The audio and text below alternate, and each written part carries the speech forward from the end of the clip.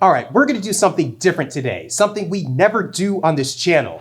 We're actually gonna go over some furry Twitter discourse. I know, it's not too often that something worth discussing comes from that wretched platform, but this time it delivered something actually worth going over. What did Twitter deliver for us today? Well, it's more masked discourse. But before you leave, I promise it's different from the usual pubhood discussions. It's a lot more general than that. If you're watching this video around the time it comes out, it's the middle of August, which means, according to corporate America, Halloween is just around the corner. And if you live in the US, you know that there's this seasonal retailer called Spirit Halloween that will take over random abandoned retail centers for a few months and sell Halloween stuff. They have your typical assortment of decorations and costumes, but recently, someone on Twitter shared a picture of these on their shelves. And I don't know about you, but those animal masks look a lot more furry than usual. And I wasn't the only one who felt this. These posts exploded in popularity in the furry fandom, with everyone giving their reactions to these furry-styled masks being sold by a big corporation to the general public. And to my surprise, a lot of the reactions were actually pretty nuanced in their reasoning, both for and against these specific masks being sold. Though, because it's still Twitter, it can be a jumbled mess to sift through. So I thought I'd take some time in this video to talk about these furry-style masks that are supposedly being sold at Spirit Halloween. And I want to break down some of the takes on these because, like many things that blow up on Twitter, these things, at the end of the day, aren't really that big of a deal. Let me explain. But first, let's break down what we're looking at here. These were some of the pictures being shared on Twitter that show these masks on the shelves of Spirit Halloween. As you can see, they have labels like insert animal here, moving mouth masks. And these caught the attention of the furry fandom because, well, look at them. It's very easy to see how these might have been inspired by the design language that is common in the furry fandom. Things like the bright base colors above the white underfur, the mesh in the eyes, and the overall cartoony expression. All of these are things that these masks share with something like a fursuit head. And it doesn't stop there. I even saw a picture of these paws being sold with the tag above them entitled Furry Paws. Now, I'm not going to jump to conclusions here and say that these paws and masks were made for people specifically interested in this fandom. I will give them the benefit of the doubt that our community happens to be shared with a pretty generic adjective. But still, just look at them. There's too much going on here to completely ignore that these don't look like something that would come from our community. That being said, we're still kind of working off of random pictures posted on the internet. I'm actually curious to see what these look like in person. And I'm just checking here, but there's actually a Spirit Halloween that's open that's not too far from here. So let's see if we could grab one. Podcasts that I have played because it doesn't have access to my apps. It doesn't do turn-by-turn directions very well. Well, we are here. Let's see what they got. Seriously, can't remember the last time I was in one of these. Oh. Looking. Oh, they have it. No shot. Here they are. This is it. This one looks like it's coming home with me. There's no way it was that easy, but we picked him up. He's in the bag. All right, less than an hour later, and we got one. And yeah, I definitely see where people were coming from. Just look at this thing. This fur is very similar to the one on my bodysuit, and yeah, those mesh eyes are basically the same type of eyes as these are, only I think just double layered. Heck, even the jaw opens and closes, and I think that's supposed to be attached to your actual jaw, and my fursuit head doesn't do that. Though I think the funniest thing about this is that it reminds me of just how big of a head that I have. Just look at this comparison. And along those same lines, I've already tried to put this on and it's just not gonna happen. These things are definitely made for kids, and I either have to rip this to give this more space for my actual head or have to press it into my eyes and nose, which is just not comfortable. But I feel like that's by design, and it's something we'll actually get into in a second. So I think we all kind of know what we're working with here. These masks that look like they came from the furry community being sold by a major corporation for the general public. And I think it's that fact right there that caused such a strong reaction from many furries in this community when pictures of these started going viral online. And like I said at the top, this is a very rare case where I actually see where most of the arguments for and against these things existing are coming from. The one thing that makes the furry fandom so special and different from a lot of other fandoms is this idea that we celebrate each other, not one specific thing. For instance, the Marvel fandom celebrates the creations of that specific entity, and the fans are all bound by their interest in that. Whereas with furry, because it's so abstract, we actually celebrate how each of us interprets our interest in anthropomorphic animals, instead of there being just one furry entity that we all ascribe to.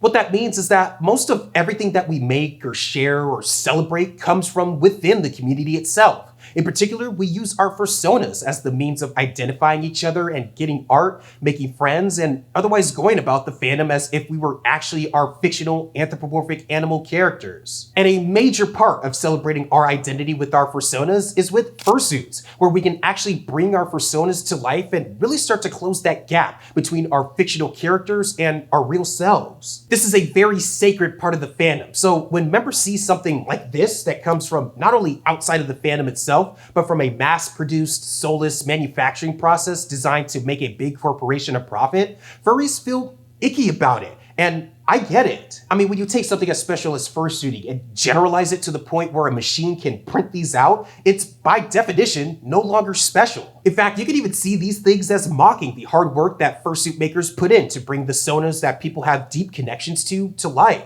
It's also another entry into the continual conversation that this fandom is having about its relationship with big corporations and how many of us would like to keep them out and away from our community. That's a good topic worthy of its own video, so be sure to subscribe if you haven't already so you don't miss it when I make it, but all I'll say for now is that big corps aren't dumb. They know the type of money that's being thrown around in this fandom, but also understand our sensitivity to outsiders. So they're gonna push the line as much as they can because even a sliver of our dollars can mean big bucks for them. But anyway, I'm digressing a bit because as I look at these masks and compare them to fursuits and what we have going on in the fandom, the more I think about it, I actually don't think that these things are that big of a deal. I mean, do they look like fursuit heads? Yeah, I mean, a little, but it's still easy to tell that these are on a different, dare I say, lower level than what even beginner fursuit makers are making. And the looks aren't even the biggest reason why I think these masks aren't a threat to the so-called mainstreaming of fursuits or indeed the furry fandom,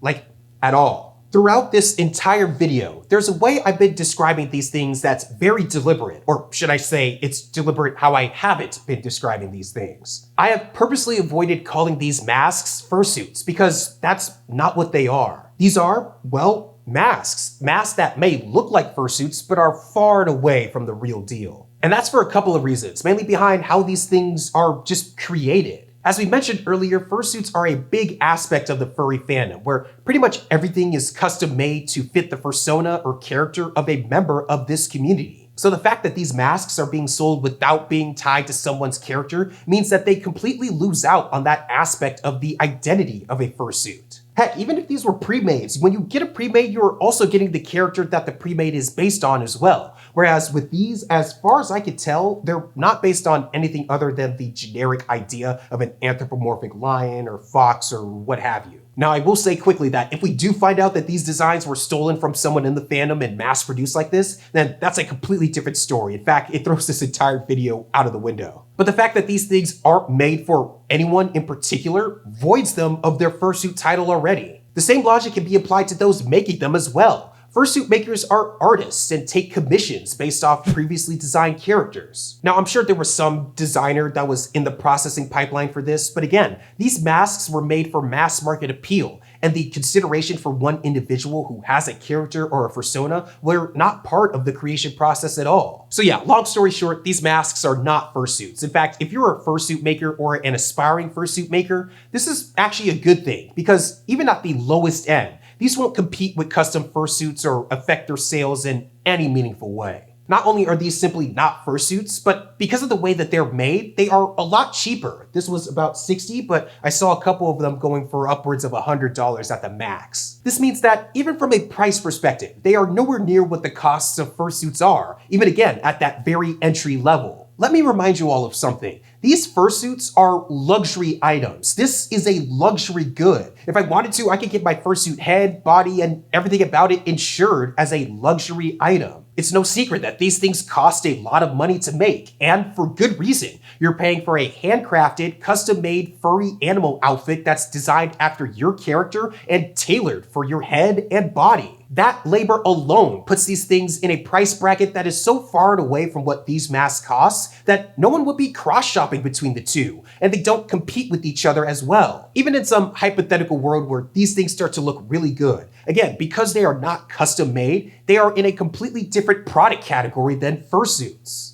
Which is interesting because that actually might be for the benefit of these masks existing. Because if these things are as popular as a lot of people think they're going to be, they present a unique opportunity to take the barrier of getting a sense of what fursuiting is like and dropping it much lower. You know who's actually going to be in the market for these?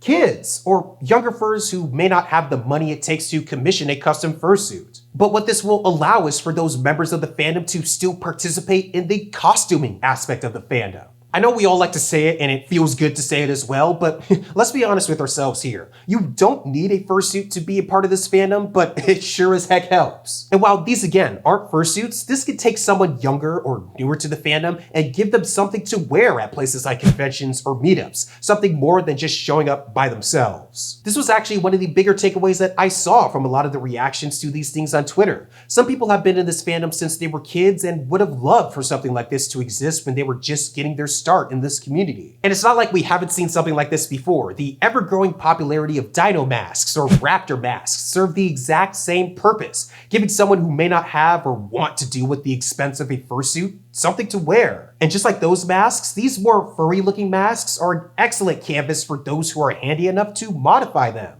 In fact, modding something like this gets into an interesting way to think about these as cheaper, more accessible fursuit head bases, where the idea is to take one of these, strip them of their parts, and make something new and custom out of them. Doing that brings back one of the key aspects of fursuit making, in that they are handmade and DIY. Because just based on some of the creations I've already seen in this community, people will go to town on these, so much so that it might not even remind people that these were bought from Spirit Halloween. There's even an opportunity for someone who can mod these things at scale to parlay their skills into an entire new business, where they could take mask commissions and create something a little bit more custom than what comes off the shelf. It's a middle ground between fully custom fursuits and having nothing to wear that I think is a rather untapped market. But the bottom line is that these masks, while looking very close to fursuits, will have little to no effect on the market for fursuits themselves. They're just completely different products. They are not custom, but mass-produced for the general public, which just makes them masks. But that doesn't mean they won't have an effect on the fandom. I just think it'll be in a different way. If anything, these things have a chance to get more people a chance to experience the coveted costuming aspect of being a furry, something that we don't talk about a lot, but is probably the furry fandom's biggest separator of the haves and the have-nots. And even with these things being around, we'll know that there's still a degree of separation between these and fursuits, which again, may inspire an entirely new generation of modders and makers, many of whom who want to graduate to making the real things for other furries. So yes, while there are higher level conversations to be had about corporations getting closer and closer to this fandom and the pros and cons of the continual democratization of the fandom, when it comes to these masks, they're not competing with these, no matter how furry Spirit wants to call them. Alright, that's it. Thank you for watching. If you actually like these deep dives into something from Twitter, like the video and let me know down in the comments below. As much as I dislike a lot of things about it, a lot of topical furry conversation still is centered there. So let me know what you think, but yeah, either way, I'll catch you in the next one. Take care and stay wild out there. Peace.